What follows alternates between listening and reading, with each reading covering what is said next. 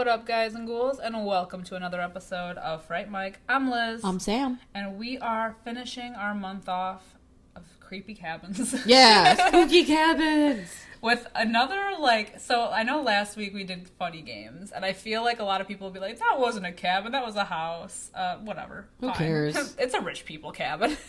Yeah. There was a lake. That's what I feel like a cabin has to have a lake.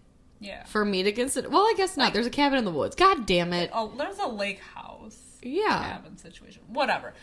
Needless to say, we're covering another movie this week, Secret Window, which is also kind of a lake house. We're counting it. There's cedar inside. Yeah. It's wooded. We're trying to divert from the cabin movies that would be normally talked about, even though we did hit some, like the Evil Dead remake and Cabin in the Woods. And I think we already did The Evil Dead. Yeah. Already. So, you know. We're here. We're here. We're trying to provide quality content. So, Secret Window. It's been a minute since I've seen this movie. Came out in 2004. Currently has a 6.5 out of 10 on IMDb. It has a 46% on Rotten Tomatoes, which I do find a little odd, but whatever. This was like, didn't this come around the same time as Pirates of the Caribbean? So like Johnny Depp was like, I mean he was always here, but he was like popping, like shit. I don't even know his like career revival, because he did Sleepy Hollow in '99, and then he did From Hell shortly after. Yeah, and then I think I'm trying to think. Corpse Bride came out after this, but I feel like this started like this. I mean, did he ever have like a? I feel like he never had a dry season, but he definitely had like a hot season. No. Well, I'm pretty sure this came before Pirates, but then Pirates came out, and this movie like rode the coattails of his success and icon status from that. That makes sense. But I don't know. I feel like this movie is kind of under the radar. Like, a lot of people don't talk about it. Yeah. But I'll say, for me, I remember seeing this movie in theaters. It seems like it was a long time ago. And I've only watched it a handful of times since then. And I remember what happened, but I don't know, like, rewatching it for the podcast this time was like, I don't know, man. I was like, take me back to simpler times. Truly. Like, I remember when I saw this movie for the first time, and I was like, oh my God, like, I don't know, I was a completely different person. It's like one of those movies, because I did not watch this when it came out. The first time I saw this was during quarantine in 2020. Oh, shit. Yeah. Because I think really flew under your radar. It was one of those, I'd always known about it. Yeah. I remember the poster. I love Johnny Depp, so like I knew of it. But no one I knew owned it. I never ever like thought to rent it. It's just like one of those, it just kind of evaded me all these years. But then during quarantine, I think Luke owned it, or it was on like streaming. Mm-hmm. I'm like, oh, you know what? I think it was on Amazon Prime at one point, I swear. And I was like, I'm going to watch it. I'm finally going to watch it. And I think having watched it in 2020, like the twist, I was like, oh, I've seen this before, but I'm sure like in 2004 it was like, oh my God, more fresh. But it's good. It's a movie I enjoy. Yeah. It's a little slow, and not a lot happens. It's a quick movie. Yeah. Even after rewatching it, I was like, oh, yeah, it's over. It's almost over. Honestly, yeah. It gets, I like the paranoia of it. Yeah. You know? I think honestly that's the best part of this movie is all of the scenes where you're like, he goes back home at the end of the day and you're waiting for this fucking lunatic to be in his house, and like, where is he gonna be? Because he had like no, like, there was no limit on what he would do. I'm like from the day one. Yeah. So I think the scariest part of this movie for me was like where is he gonna come from next? It almost reminds me of like the pacing of Paranormal Activity. Yeah. But with the content of like the girl with the dragon tattoo or something. I don't know. Like it's I don't know. I like it. What can I say? What do you want from me? I'm human. I don't want anything from you. Perfect. Honesty. Pure honesty. Honestly, I want this life that he leads, though. Let's talk about this for a second. So, he's alone in the wilderness, living in a bathrobe. Isolated. He was... for you to have seen this movie in 2020, I mean, did you relate to his wardrobe? Because that was the quarantine wardrobe. I think I was wearing the same robe, but the whole time, my hair definitely looked like his when I was watching it. Mess. Yes. Eating Doritos, like, straight out of the bag. Absolutely.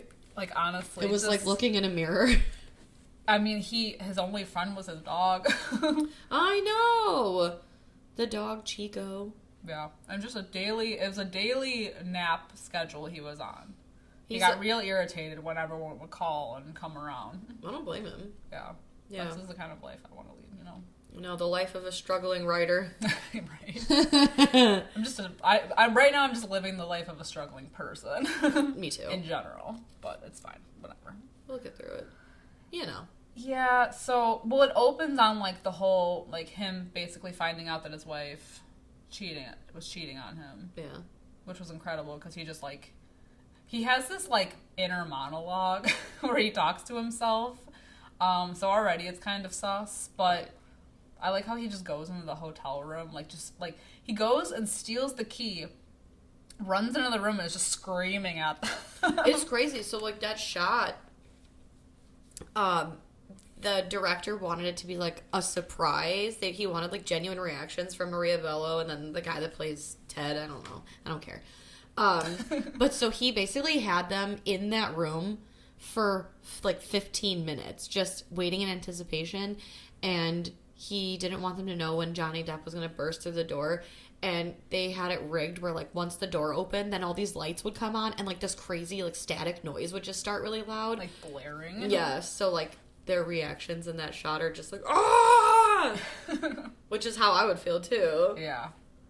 Because I would never cheat on Johnny Depp. Honestly, justice for Johnny. I know. I think it's interesting, though, that Johnny Depp and John Turturro are essentially both playing a guy named John.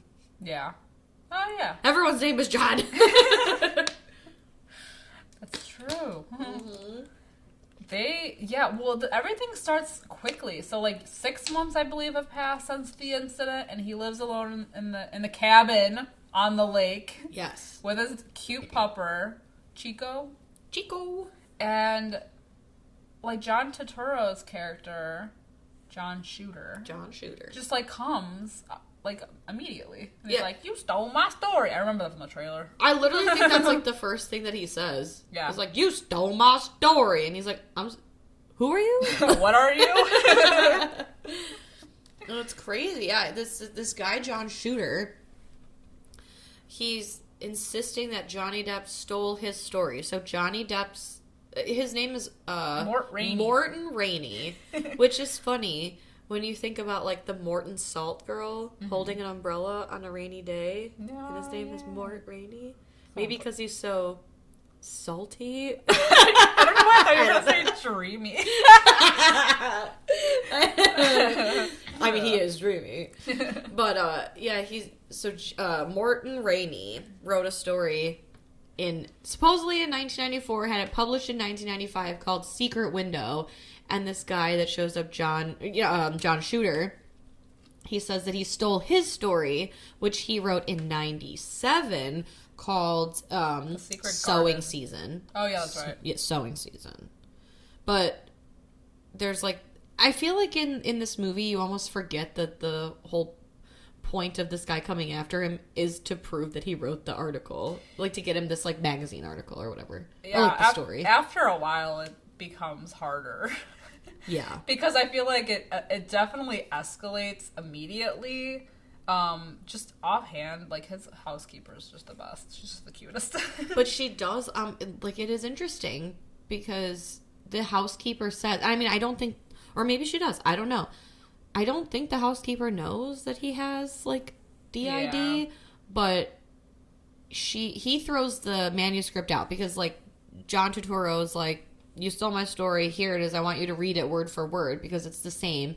Johnny Depp throws it out. He's not interested. His housekeeper, God bless her, she then like pulls it out of the garbage and puts it on his desk. And she's like, oh, I thought you wrote it. He's like, my name's not John Shooter. And she's like, oh, I thought it was like a pseudonym.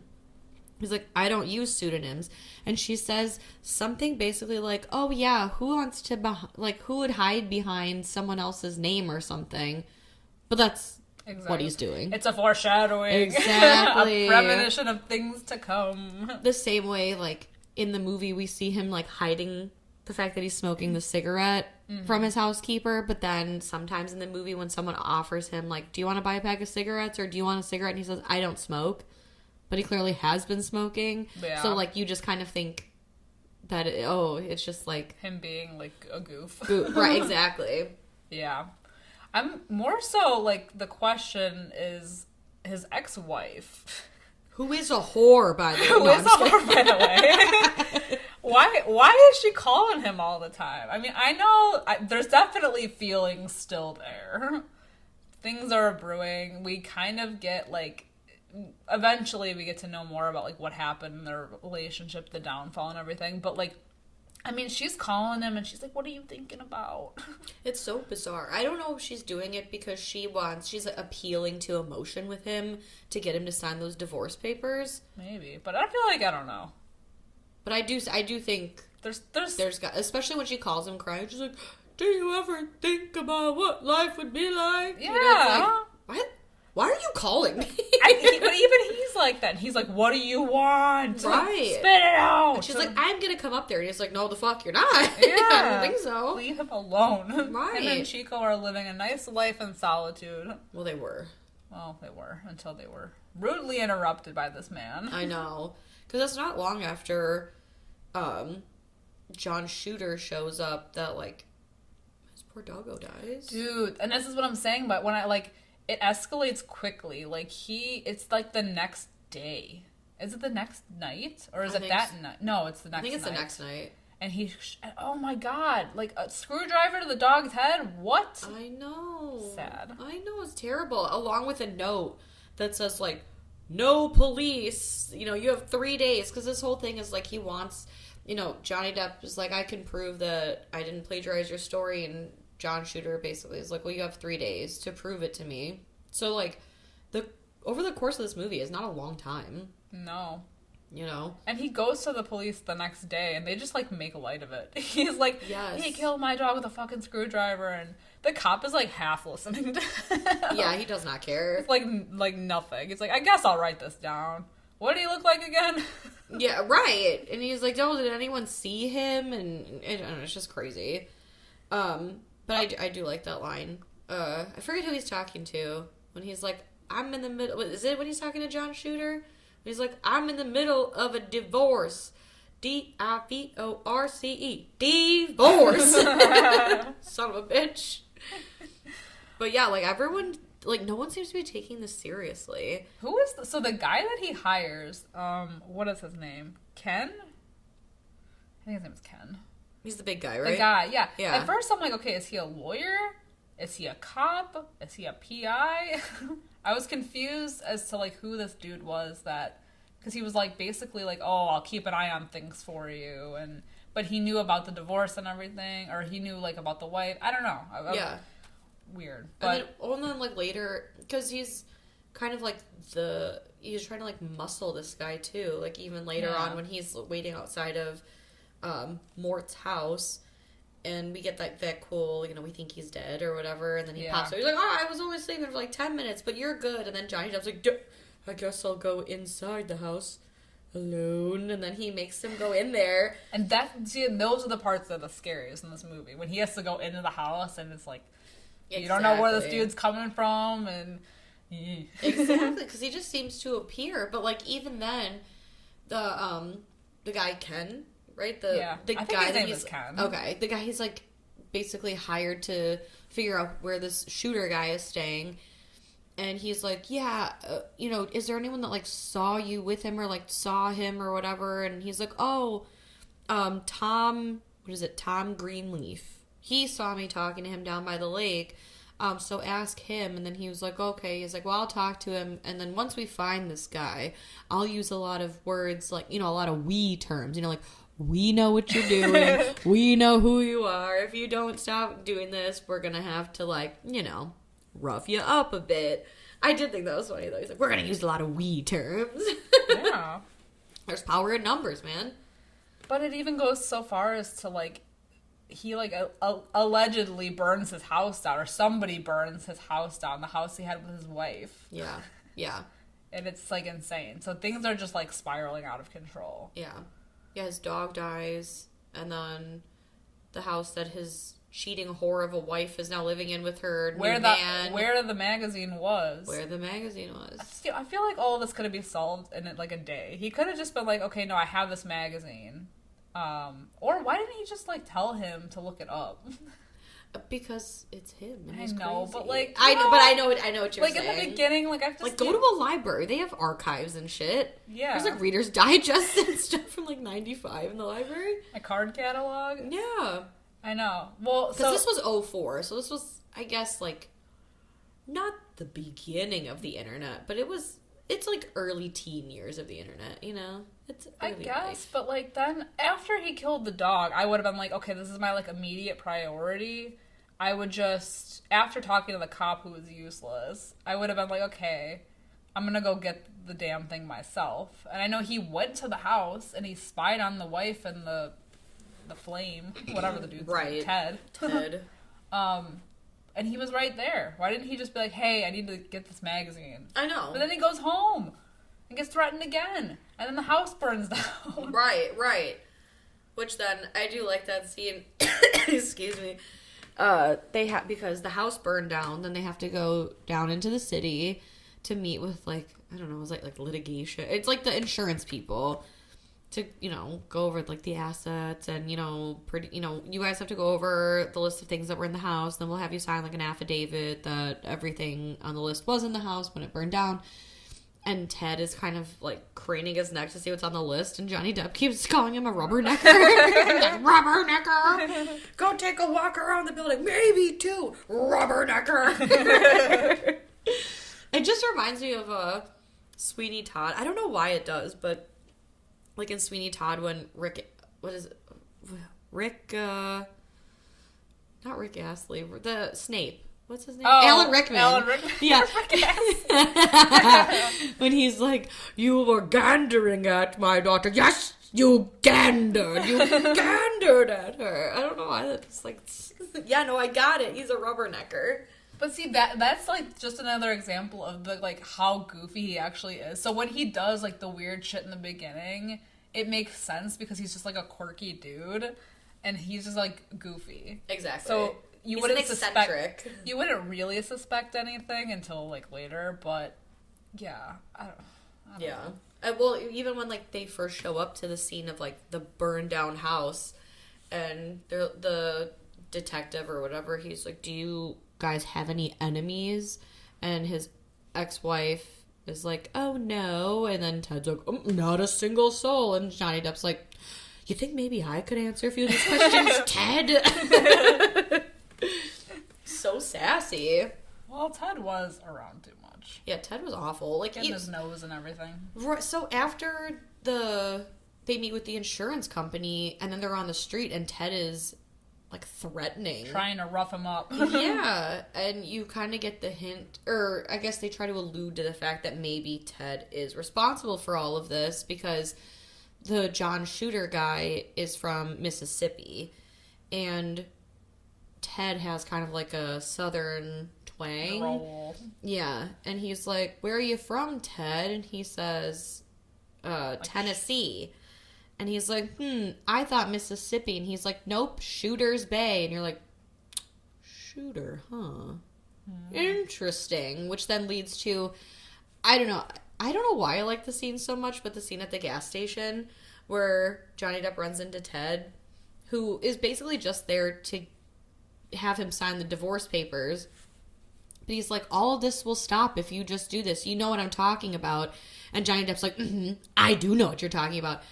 And they're having the same conversation, and yet it's not the same conversation because Johnny Depp thinks that he's referring to the harassment, and this Ted guy is just wanting the divorce paper signed. Yeah, and the harassment is crazy because so he like leaves the hat on the porch, and then the next thing you know, he walks to his car, and then he finds the cigarette butts in his car ashtray.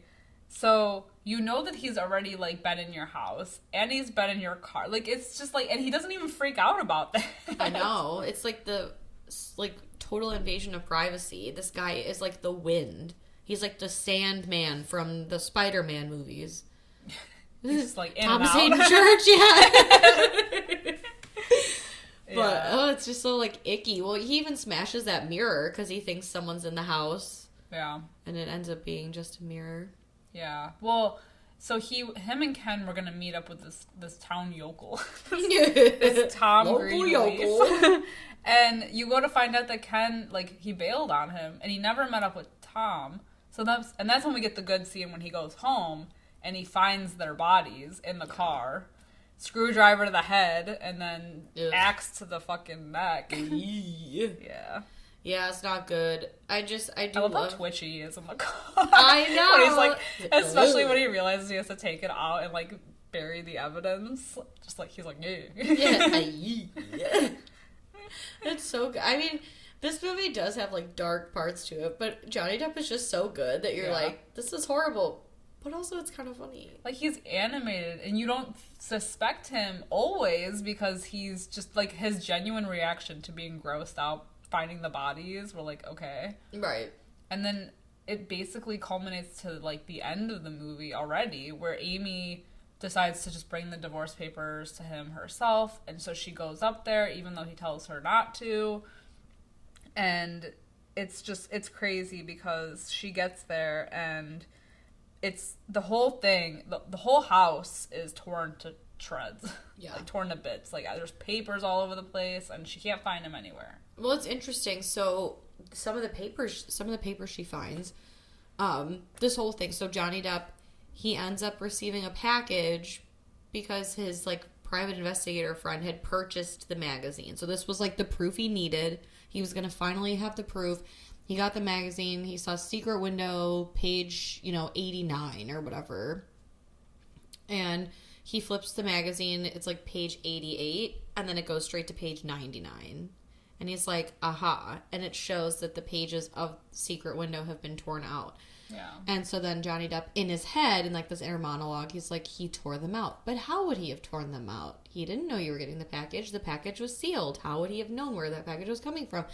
And so when Maria Bello's character shows up, there are the pages of Secret Window scattered all over the ground outside by his car. And then she comes in the house. And like you said, it's like there's a pretty much empty bottle of Jack. There's, I think, there's like a pack of cigarettes, the Pall Malls. And she's like, that explains a lot. But then pretty much like scribbled in the walls, like the table, the walls, everything is the word shooter. And then it's like a cool reveal, kind of. Yeah, because when she goes up on like the loft upstairs, you can see like how just batshit crazy he went. It's like carved into his blinds and his coffee table, and it's written everywhere. And then he comes out and it's on the door. But it says, so he's standing, like he kind of like is standing behind the door, and he pushes the door open, and he's standing in the middle of two words. So instead of shooter, it's shoot her. And she kind of realizes like, oh, that's for me. Oh shit. But like, I think it's before this reveal is when we get the revelation that John Shooter is a totally made up character that Johnny Depp made up. The description of this movie says that he has dissociative identity disorder. I don't know enough about it to know if that's like accurate, but that's what they say it is. Yeah. But he kind of like made up this character of John Shooter, complete with like accent and everything, to put Mort away to be okay with the things that he's going to do. Like all of the bad things, like killing his dog, killing Tom Greenleaf, killing, like his wife and Ted at the end. But I think my biggest question is, like, why? Because I think it has something to do with the story, because he keeps talking about endings. Well, like, I think it's so, like, but, like, did his wife not know about this before? What, the DID? Yeah. So that's what it says in the description. Like, just reading, like, the description of the movie, it says he has undiagnosed dissociative identity disorder, or like no one. It's basically saying like no one knows he has it, so he doesn't even know he has it until the end, where he's like, oh. So it's like an identity situation. Yeah, essentially. Except there are outside forces in identity that already know this guy has DID. But he didn't. But no one knows. But nobody did. In this entire movie, not even he did. I wonder if, so Maria Bello at one point calls him, before she ends up just going up there in person, and says, do you ever wonder what our life would be like if we hadn't lost the baby? And basically just is like appealing to his emotion to then kind of turn around and be like, yeah, if you could just sign those divorce papers though. He's like, he's like, I thought you actually like called and like gave a shit, but you don't. But I wonder, they don't talk a lot about the DID. It's like not like a huge thing. It's just like the twist at the end, but I wonder if it was triggered by, I guess maybe not triggered by losing the baby, but maybe it was triggered by then finding her, in the hotel. Maybe. Because if they had this whole life together before and nothing came, like, before that, I don't know. It's just weird. I guess it would have had to have something to trigger it, maybe. Right. I don't know. Yeah, I don't know enough about that either, but either way, he goes after her. Yeah. Which they end up on, like, the side of the house, and then Ted shows up, and he, like, whacks him in the face with a shovel. And then I think he decapitates him with said shovel. Yeah. While off camera, because PG-13. It's more of a psychological thriller, so we don't want too much gore. Yeah. We already got the leg. Didn't he stab her in the leg? Yeah, he stabbed her in the leg. Yeah. Oh, yeah. Yeah, so it's implied that he kills her. The ending is so strange to me, though. Like, he obviously gets rid of that identity of himself, and now he's, like, a nerd. Yeah, oh my god, he's out here living his best life. He, like, goes into town. Like, you basically see him go into this town store where, he meets up with some of the people, and they're all creeped out by him. He's weird now. He's got braces. He's, like, super chipper. I love his braces. And how proud he is. Oh my goodness. Which, trying to straighten a few things out. I just love it. Let's talk about the braces with just the ending of the movie of him biting into that corn. Because I've never had braces. I have, and I could never. Right. Like, I feel like braces and corn is a choice. They don't even want you to have popcorn when you have braces. So, maybe that just shows how savage he really is. Yeah. He's willing to throw it all on the line and have that corn. Yes. Yeah, I mean, he worked hard for it. Yeah. Yeah. Yeah, the ending of the movie, he talks about, so, like you said, he goes into town. The chick from the post office is, like, super creeped out by him. Yeah. Then he goes home, where we see a shitload of corn, like ears of corn, everywhere. And the detective shows up and basically is like, yeah, so even though we can't prove anything now, we know what you're doing. We will find those bodies. Exactly. We know what you did, and we're going to find the bodies, and then you're going to be booked. And he's like, okie dokie. But then basically goes on about, like, oh, well, the ending, everything comes down to a good ending, and this is a good ending. This is perfect, and points to the corn that he's about to eat. And then we kind of, like, crane up through this secret window that we were told about earlier in the movie. It's not a secret. It's a very obvious window. Right. But it's this, like, secret window that when him and his wife were together, she had discovered behind a bookshelf, and we pan down into all this, like, really tall stalks of corn that he's now planted. And obviously that Ted and, I think his wife's name is Amy. Yeah. Yeah, Ted and Amy are below it. Ooh. But Straight Lifetime movie shit right there. No. But here's the thing. Because with Tom Greenleaf and, like, pushing his body and all that, he almost gets stuck when he rolls the Jeep off of that, like, ledge. So when they find that car, Johnny Depp's watch is in there. Yeah. I thought about that, too. I was like, that's gonna be... I mean, well... Would it have DNA on it, though? It's his watch. I'm assuming it would have his DNA. His but then his... But his friend was in there. No, but they didn't know his friend. That Ken guy. But his DNA would be on the weapons? Would that wash away in the water? That's what I'm saying. I don't think... Do you think his watch is engraved? I don't know. I obviously love Johnny Depp. And I want him to get away with murder. I know. I just love he's living his best his metal mouth life. Yeah. He's finally at peace. He right. killed his ex-wife and her lover. He fixed the ending to his story. Yeah. Which was he just had a really... So really what this movie is just his intense writer's block.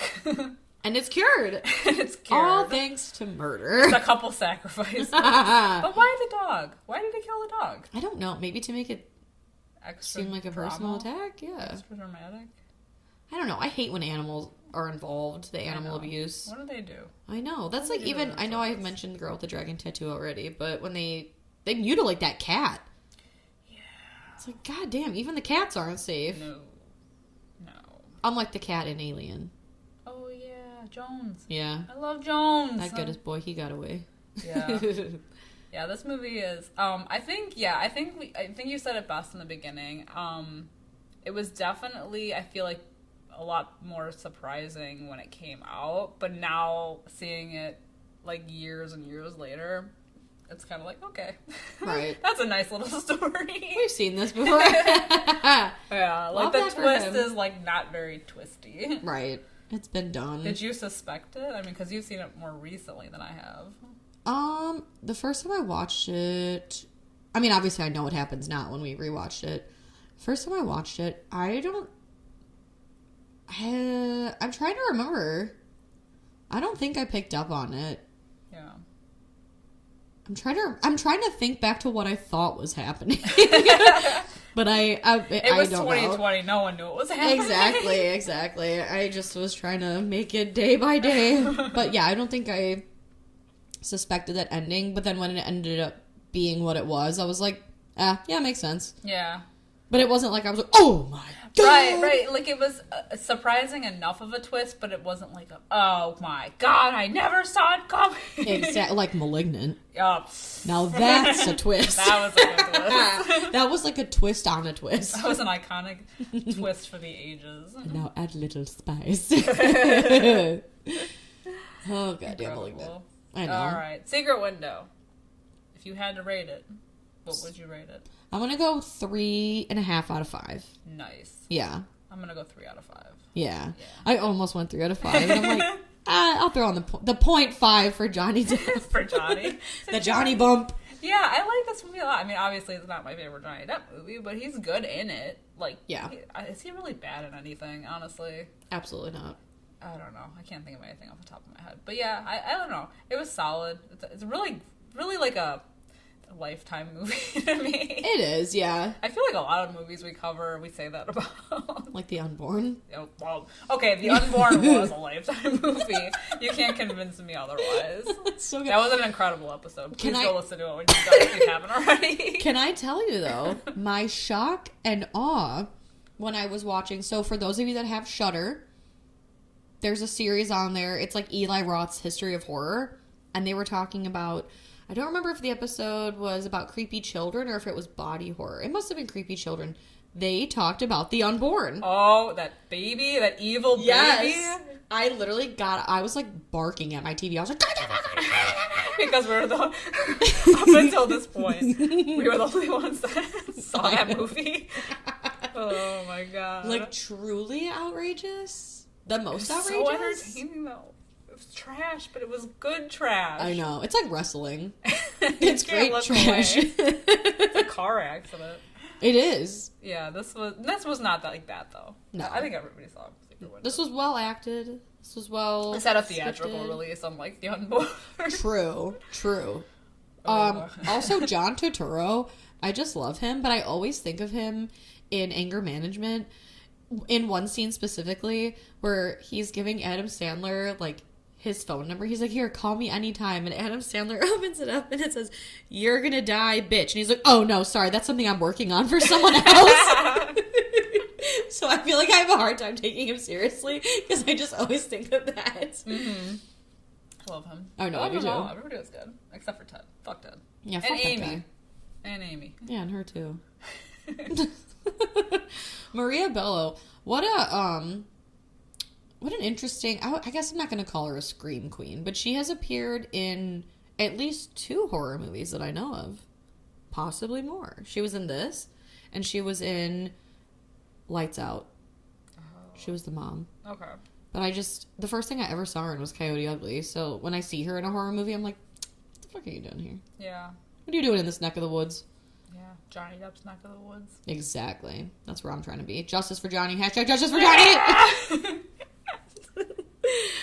We do not support Amber Heard here. No, we don't. No, we don't. And if we ever talk about Zombieland on this podcast, I will refuse to acknowledge her existence. Oh, I forgot she was in that movie. For like a very brief second. I haven't seen that movie in a long time. Me either. It was in the history of horror. That's why. I knew it. It's fresh. It's fresh. It is fresh. This will be the one and only time we ever mention her name, Amber Turd. We are Johnny Stans through and through. Yes. Even if it's his most lifetime moments. It's true. Lifetime movie moments. I just love him. Even in the movies, like, I saw that movie Dead Man with Johnny Depp, and maybe this is unpopular. I don't know if I'm like... What the hell is that? Dead Man? Yeah, it's... Is it new? No. Oh, God, no. It's... Ooh, I think it's 90s? Or is it early 2000s? I don't know. It's old. I thought... So it's all in black and white. And I thought it was the most boring movie, other than maybe, like, Lincoln, that I've ever seen in my life. I couldn't, and Johnny Depp, he was so hot in it, and in the black and like white, he Crybaby just... Johnny Depp? Yes. Like that era? Yeah. Like, I mean, okay, so he's still hot, like, let's be Still. honest, but, like, Crybaby Johnny Depp. Exactly. Different, like... Crybaby. Elm Street Johnny Depp, like Baby Johnny Depp. 21 Jump Street Johnny Depp. Ugh. Ugh. I'm gonna slobber on the microphone. Oh my God, he's just so fine. I feel like the way his like mouth and mustache are, they remind me of Captain Hook from Peter Pan. They're so pointy. It's like like hands on a clock. It's like, yeah, it's like his mouth and his mustache are married. Exactly. Perfect unison. They're so beautiful. But enough about our thirst for Johnny Depp. Yeah. These are our opinions. They're the right ones. I won't have any naysayers out there. I second that. Amen. Well said. But of course, if you do have something to say, let us know your opinion on Secret Window, on Johnny Depp, how you feel. What'd you think of this movie? Did you think the twist was twisty? Was it twisty enough? Was it shocking? I don't think it was shocking. Maybe it was shocking. Maybe back in 2004. Yeah. See, that's what I'm saying. I can't remember. Like, I saw it when it came out, and I don't remember what I thought. Yeah. Whatever. Must not have been that, impressionable. Exactly. I don't know, but when I rewatched it this time, I'm like, God damn, this took me back. Yeah. Yeah. But anyway, you can let us know. We are over on Facebook, on Twitter, on Instagram at Fright Mic Podcast. If you are looking for extra content from us, we are on Patreon. Head over to patreon.com/FrightMicPodcast for some extra spooky, frightfully good bonus content. We got a lot of good stuff over on Patreon. Yeah. We're also on YouTube. Our audio is currently up on there. We're on TikTok, too. Oh, God. We don't talk about that. No, kidding. No, we are on TikTok. We're trying to be on TikTok. We're trying. We're trying to be on TikTok. The elder millennials. We don't know what we're doing, but we're having fun with it. That's what matters at the end of the day, isn't it? We're all having fun. I think so. We're having fun, right? We're having fun. Speaking of having fun, if you are, give us a 5-star review wherever you're listening. I love it. you know, especially over on Spotify, they have ratings now. Apple Podcasts, we would appreciate a review, you know, just to get our podcast out there to the masses. We are a good time. We want everyone to know that we're a good time. Yeah. We want even your enemies to know that we're a good time. Hell yeah. And if you don't like us, then tell your enemies. Push us off on Exactly. Let us torture them, you know. Share the wealth. But thank you for another great month, and we will see you next month. Until next time, I'm Liz. I'm Sam. Rest in peace.